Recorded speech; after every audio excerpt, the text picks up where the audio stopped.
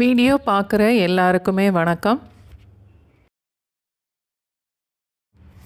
இட்லி, தோசை, இடியாப்பம், பூரி, சப்பாத்தி எல்லாத்தோடையும் சேர்த்து சாப்பிட்ற மாதிரி சிம்பிளாக ஒரு பாசிப்பருப்பு சாம்பார் செய்து பார்க்கலாம் இன்றைக்கி.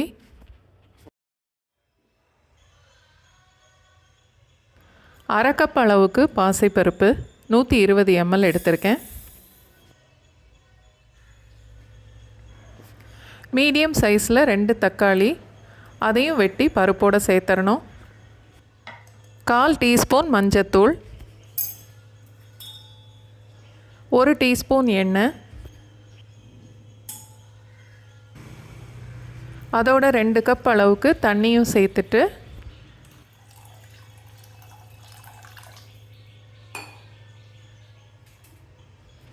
குக்கரில் 3 இல்லை 4 விசில் வச்சுட்டு அடுப்பை ஆஃப் பண்ணிடலாம்.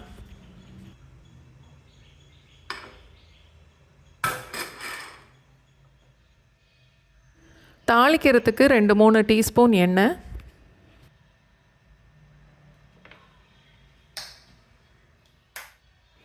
அரை டீஸ்பூன் கடுகு, அரை டீஸ்பூன் சீரகம்,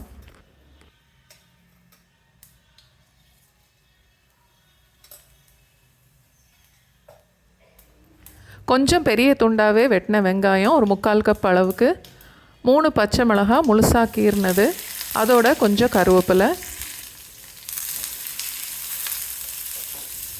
1 நிமிஷம் வரைக்கும் வதக்கிட்டு வேக வச்ச பாசிப்பருப்போடு சேர்த்துடணும்.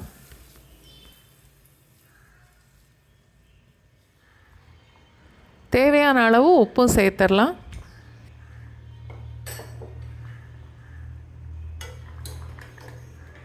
பாசிப்பருப்பை குக்கரில் வேக வைக்கும்போது ரொம்ப குழைய வேக விடக்கூடாது.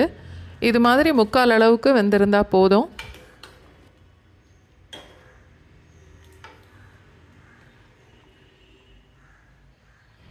தேவைன்னா கொஞ்சமாக தண்ணி சேர்த்துட்டு கொஞ்ச நேரம் நல்லா கொதிக்க விடணும். இந்த அளவுக்கு தண்ணியாக இருந்தால் தான் 2-3 நிமிஷம் வரைக்கும் நம்ம கொதிக்க விடும்போது அது கரெக்டாக இருக்கும். இந்த சாம்பார் கொஞ்சம் தண்ணியாக தான் இருக்கும். இட்லி, இடியாப்பம், தோசை எது பண்ணாலும் அது மேலே இந்த சாம்பாரை ஊற்றி சாப்பிடணும்.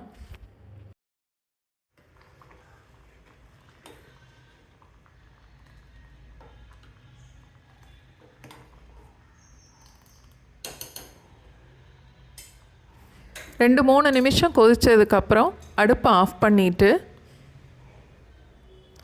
ஒரு பாதி எலுமிச்சம்பழம் புழிஞ்சிக்கலாம்.